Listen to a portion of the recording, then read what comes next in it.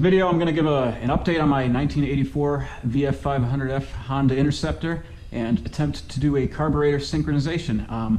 This video is also going to double in that it's going to be curing my newly painted exhaust. A lot of elbow grease into removing all the rust off of that thing, and it's VHT painted primer and then black top coat on it. I think it looks pretty good. It's not going to keep looking like that. It's not going to stay that durable, but it's going to halt the rusting, which is the important part. And it's not glowing orange and awful looking. I did get the front brakes all worked out. Whatever was going on with that old master cylinder, no matter how many times I ran it through the ultrasonic and cleaned it and whatnot, it just would never work. I threw on a knockoff OEM one, and within 5 minutes I had the brakes working instead of wasting 3 weeks with my life trying to figure that out. So I should have just replaced it in the beginning.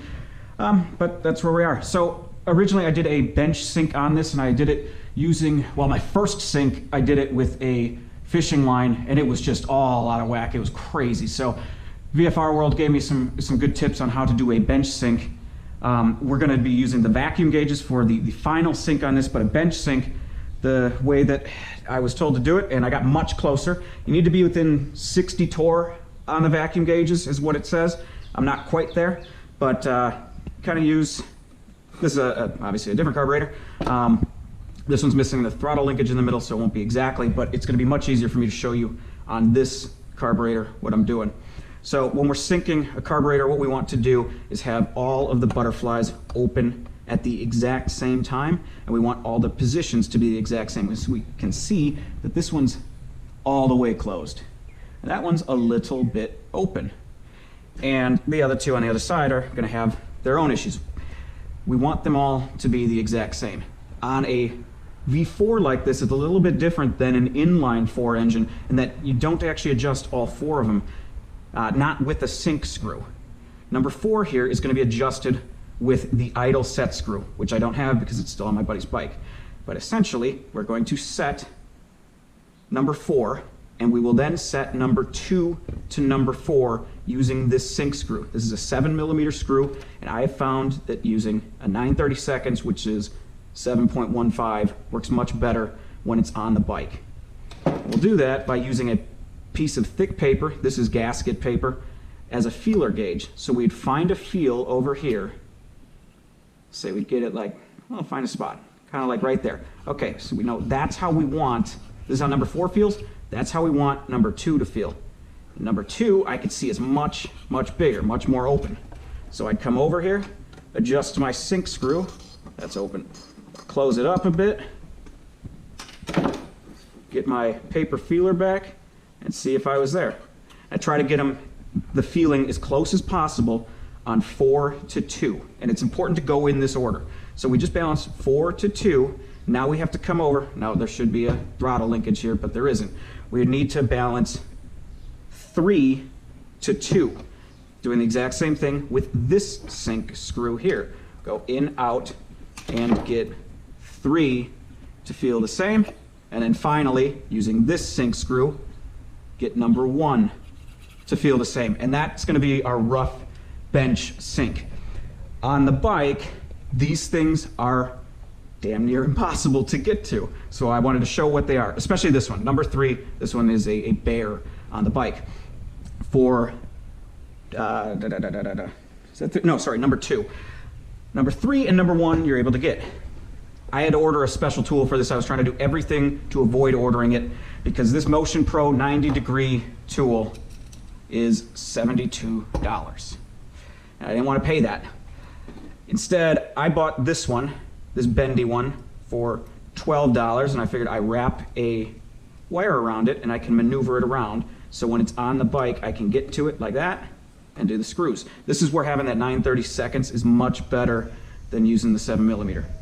So why this is so difficult on here is that these sync screws on the port side of the bike here, to get to 2 and 4, they're buried way in there, and I can get to them like this with my bendy screwdriver. I can get those, absolutely. The problem is, over here, this one is a treat. It's just, I'm not going to be able to show it on camera, which is why I wanted to show it right here. what I found out is that if I use this one, go in from this weird angle. Oh wait, I actually got to go through here. Come on down, and eventually I can get there. It's not going to show on camera, but I will get there. I had to move that hose clamp around so that it wouldn't interfere with this. Just a whole big thing. Anyway, in order to get the vacuum gauges on the bike, I needed to pull out 3 vacuum ports. 1, 2, and there's one on the opposite side. And then the 4th one, you don't have to pull off. It's not, well, you don't have to not pull it off. It's you use the vacuum port that was set up for the vacuum operated petcock, and then there is the other one. So we've got all 4 gauges on there. So the instructions tell us to get the bike nice and hot. I just let it idle for 15 minutes because that also satisfied the first cure cycle of the VHT paint on it.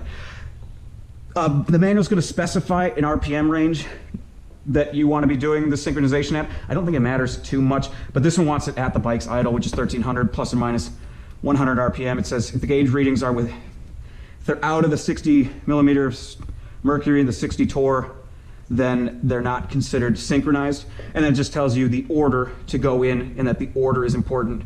Synchronize 2 to 4, and then 3 to 2, and then 1 to 3.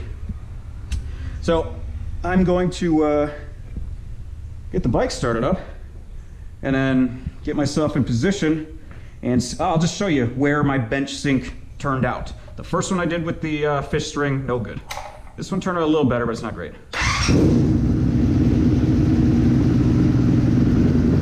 So there we are. We can see we're not synchronized. I cannot adjust 4 here. We're going to be adjusting everything else to this one. That's something I didn't realize the first time. On the first time I shot a synchronization video, if it's bouncing like that, you can adjust these. So anyway, let me see if I can figure out how to actually shoot, changing, moving these sync screws around. Now, I'll never complain about a sunny day, but I will concede that it's going to make these gauges difficult to show with how the GoPro does lighting. That being said, I think I've got my 90-degree driver on the sync screw that's going to allow us to adjust number 2. I will complain about having to pay $72 to adjust a single screw. I'm still not happy about that, but let's see if I can do it.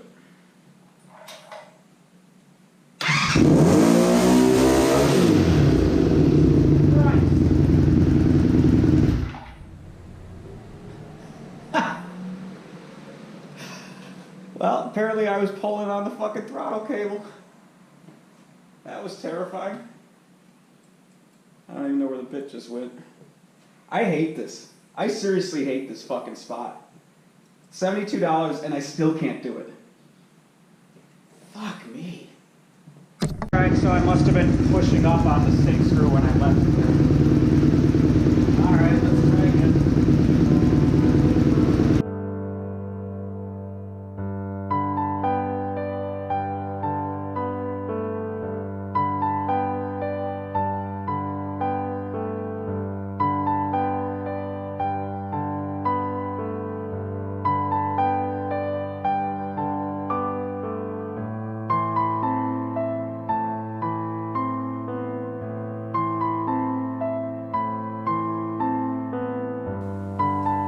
Who put it up there?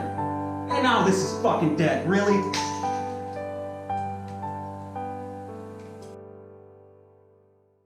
Alright, how about that?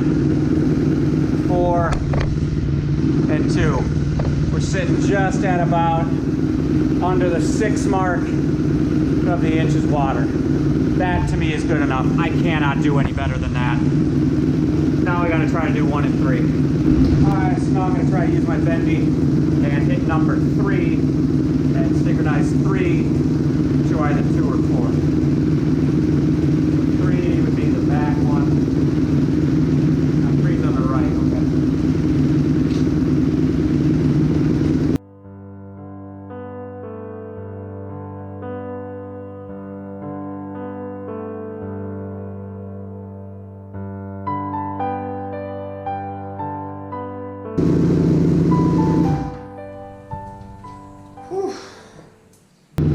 Well, that was frustrating, and that is about as good as I can do. They're within 60 torr of each other, but it's not like an inline four where I could get them probably exactly. I don't know, I don't want to spend all day on it. This is within spec, they're all within 60 torr of each other, but it'd be cool if they were all lined up. But it does do this for me.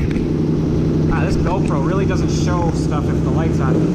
What I wanted to show is RPMs drop right away. When I'm on the accelerator and then off of it, the RPMs drop right away. It was hanging up before because it was so out of synchronization. So, I don't know, that wasn't fun. I don't particularly like that 90-degree Motion Pro tool, but this is synced enough for me. Good luck if you try this yourself. Stick around this long. Thanks for watching.